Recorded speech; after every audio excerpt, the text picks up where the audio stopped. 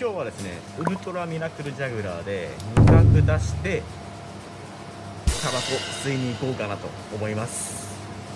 じゃあ打ってきます。結構ウルトラミラクルジャグラーは難しいんですよ。味覚出す前に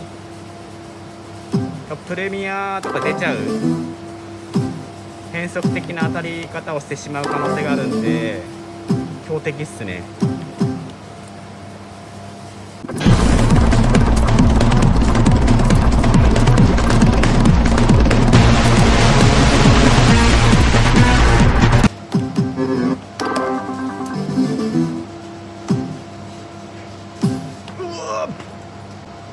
タバコ吸ってきます。